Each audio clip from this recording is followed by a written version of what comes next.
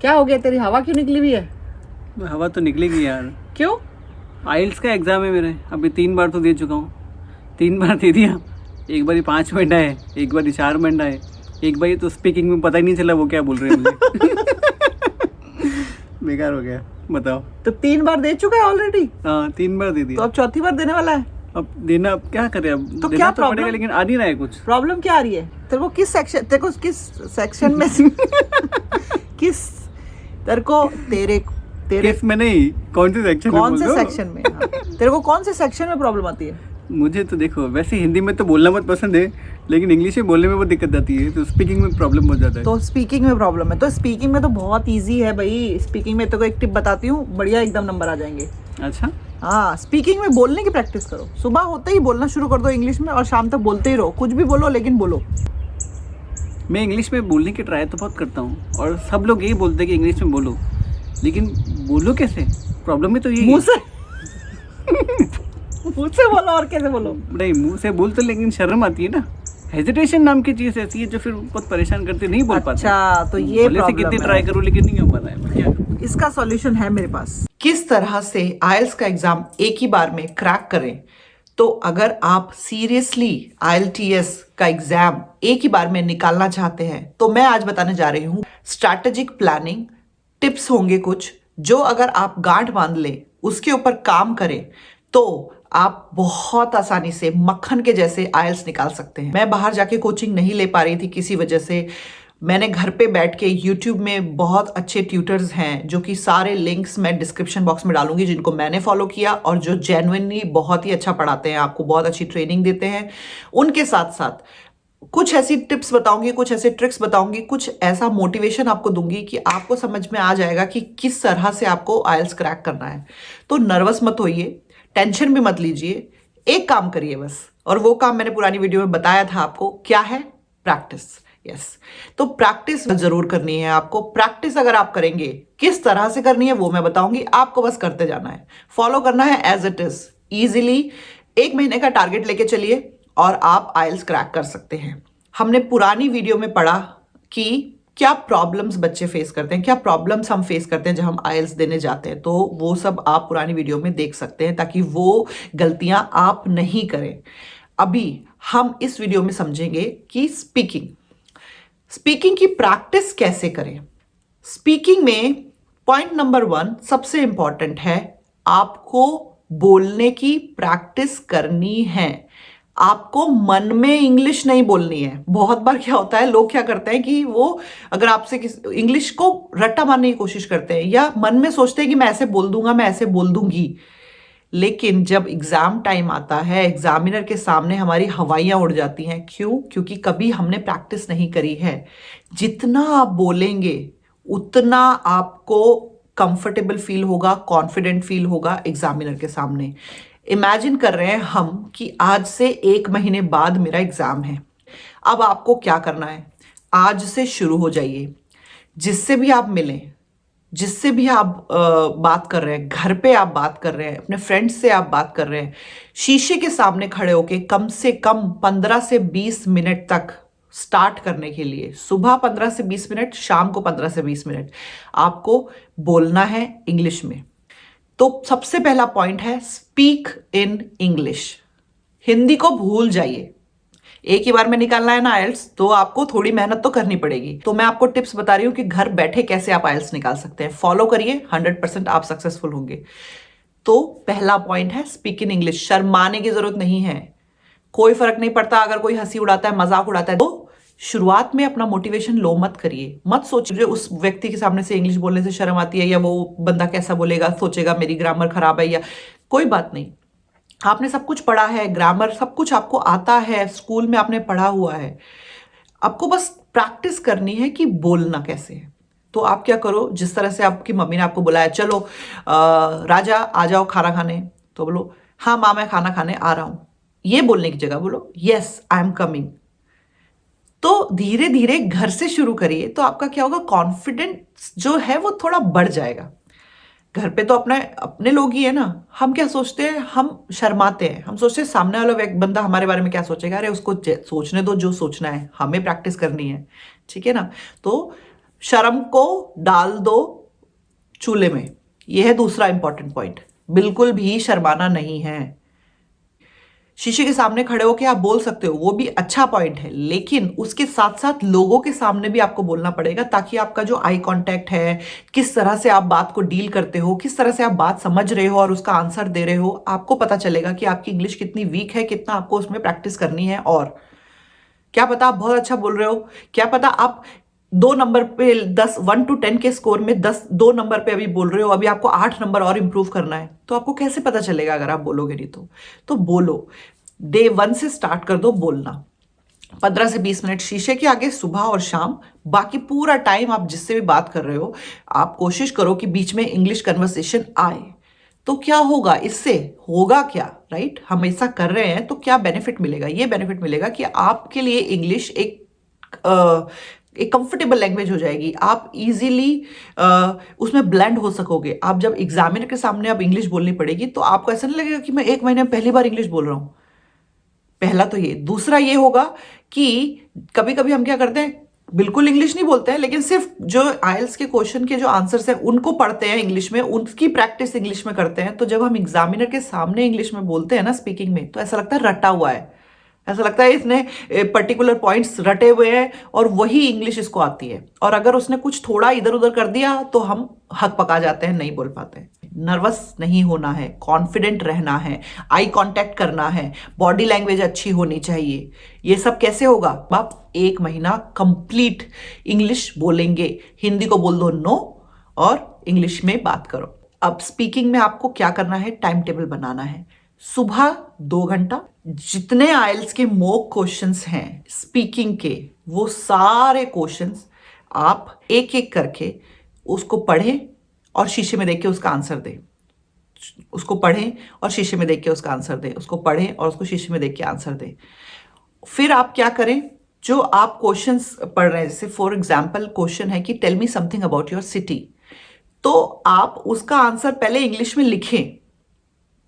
ठीक है, ये 2 घंटे में आपको क्या करना है वो बता रही हूं। पहले क्वेश्चन पढ़े, फिर उसका आंसर इंग्लिश में लिखें और उसके बाद उसको देख के पढ़ें और फिर उसको बिना देखे पढ़ें शीशे में।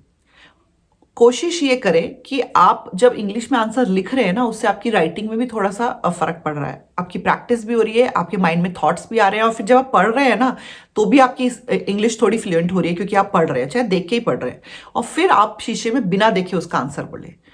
इस तरह से आपको प्रैक्टिस करनी है। जो पूरा पार्ट होता है आइल्स का स्पीकिंग का, कि उसमें आपको पता चलेगा कि शुरुआत में वो आपसे जनरल क्वेश्चन पूछेंगे कि आप कौन है, क्या है, आपका इंट्रोडक्शन होगा पूरा। उसके बाद कहाँ से आए हो, क्या पढ़ रहे हो, वो सब कुछ। उसके बाद बीच में वो आपको थोड़ा सा और क्वेश्चंस थोड़े से डीप होंगे, और उसके बाद एक पॉइंट में आपके पास एक पार्ट ऐसा आता है जिसमें 2 मिनट आपको टाइम मिलता है, इसमें आपको लिखना है। तो जब आप लिख रहे हैं ना यहाँ पे, तो आपको वो प्रैक्टिस होगी। और जो भी क्वेश्चन आप पढ़ रहे हैं, ये भी इंपॉर्टेंट पॉइंट है, जब आप क्वेश्चन पढ़ रहे हैं ना तो मन में मत पढ़ें, उसको बोल के पढ़ें। जितना बोलेंगे इंग्लिश उतनी प्रैक्टिस होगी आपकी। तो जब आप क्वेश्चन पढ़ रहे हैं, सो प्रैक्टिस करते हुए, तो what is your favourite city, तो मन में मत पढ़े, उसको बोले what is your favourite city. समझ रहे हो? मन में आपके कोई थॉट आ रहा है, उस थॉट को भी आप इंग्लिश में ट्रांसफर करके बोलने की कोशिश करें। मुंह से इंग्लिश निकालो। जितनी ज्यादा इंग्लिश बोलने की प्रैक्टिस होगी ना, उतना कंफर्टेबल आप फील करोगे एग्जाम में। बहुत से बच्चों को इंग्लिश आती है, सब कुछ ठीक है, लेकिन जब वो जाते हैं स्पीकिंग टेस्ट में, तब वो नर्वस होते हैं, वो कॉन्फिडेंट नहीं होते, उनका आई कॉन्टेक्ट नहीं होता, बॉडी लैंग्वेज गड़बड़ होती है, जिसकी वजह से वो 100% नहीं दे पाते, और वहीं पे आपका पॉइंट इधर उधर हो जाता है। इस बात का बहुत ध्यान रखें। कभी कभी बच्चे पूरे ग्रामर के अंदर ही फंस जाते हैं और सिर्फ यही सोचते रहते हैं, इतना ज्यादा प्रेशर ले लेते हैं कि जब वो एग्जामिनर के सामने जाते हैं तो हड़बड़ में गड़बड़ कर देते हैं। तो वो नहीं करना है। पेशेंस, रिलैक्स होके आपको टेस्ट देना है। ये नहीं सोचो कि मैं सही बोलूं कि गलत बोलूं, बस बोलो। अभी पहले बोलने की प्रैक्टिस करनी है, उसके बाद देखना पड़ेगा कि अच्छा यहाँ पे ग्रामर में गड़बड़ हो रही है कि नहीं। अगर हो रही है तो फिर उसको क्लियर करने के लिए ग्रामर की थोड़ी पढ़ाई करनी पड़ेगी।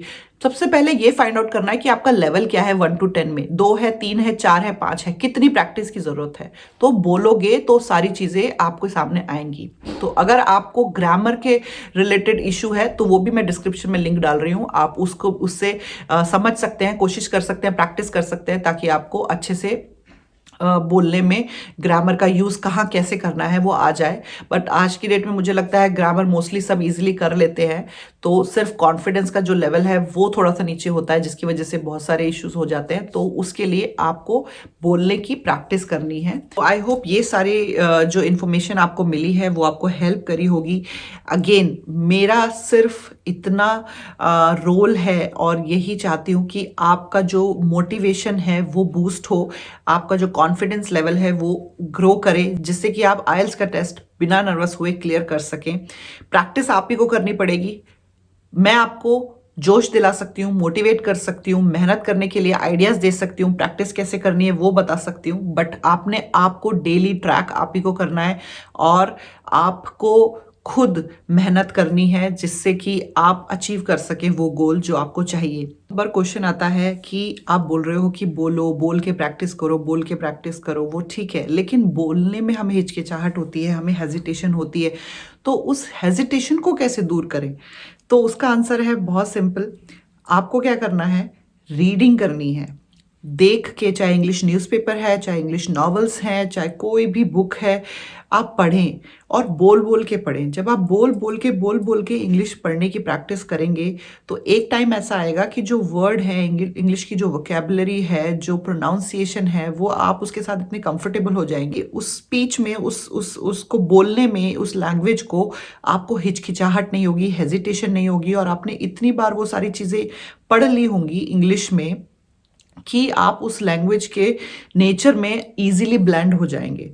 तो ये बहुत ही प्रैक्टिकल सॉल्यूशन है और अपनाया हुआ है। मेरे साथ भी सेम ऐसा ही हुआ था कि मुझे इंग्लिश में बोलने में हिचकिचाहट होती थी। पता था कि मैं अगर बोलूँगी तो ठीक बोलूँगी, लेकिन फिर भी थोड़ा सा हेजिटेशन होती थी। तो मैंने क्या किया, मैंने अपना रूटीन बना लिया। तो मैं एवरीडे मॉर्निंग में और इवनिंग में बोल बोल के जोर जोर से बुक पढ़ा करती थी, कम से कम आधा घंटे से 45 मिनट्स तक। मैं माइंड में सेंटेंस बनाती थी तो ईजी होता था, क्योंकि जो मैंने पढ़ा है उससे मुझे बहुत हेल्प मिली इंग्लिश को बोलने में, समझने में, और ग्रामर और बहुत सारी चीज़ों में, किस तरह से वर्ड्स यूज़ करने हैं, किस तरह से कहाँ कौन सा वर्ड सूट करता है, क्या है फ्रेजिंग वर्ड्स, क्या है कनेक्टिंग वर्ड्स। ये सारी चीज़ें जितना हम पढ़ेंगे इंग्लिश, उतना इजीली हम बोलने में उसको यूज़ कर पाएंगे।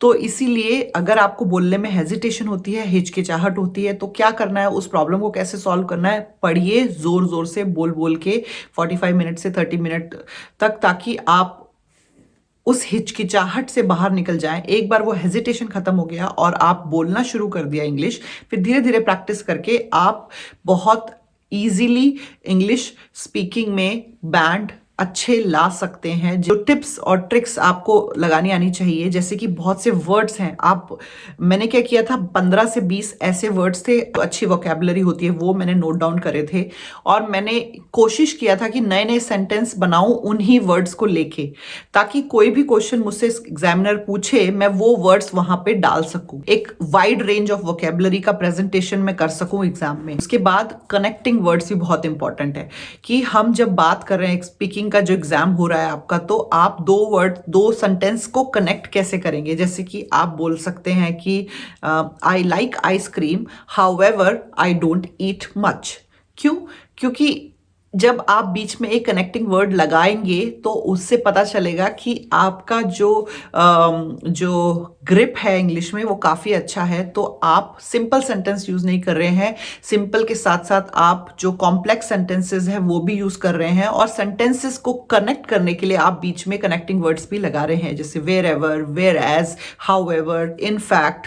तो ऐसे बहुत से कनेक्टिंग वर्ड्स हैं और बहुत से ऐसे फ्रेजेस हैं जो अगर आप अपनी स्पीकिंग टेस्ट में यूज़ करेंगे तो आप बहुत अच्छा बैंड स्कोर कर सकते हैं। तो उसके लिए मैंने जिस ट्यूटोरियल को पढ़ा वो मैंने डिस्क्रिप्शन में डाला है, आप भी चेकआउट कर सकते हैं। बहुत अच्छे से एक्सप्लेन किया गया है स्पीकिंग आइल्स टेस्ट के बारे में, तो आप यहाँ से वो सारी इन्फॉर्मेशन ले सकते हैं। अगर आपको हेल्प करता है तो एक लाइक करिएगा वीडियो को और बताइएगा कि ये वीडियो आपको हेल्प कर रही है, तो ऐसी वीडियो मैं और बनाऊंगी।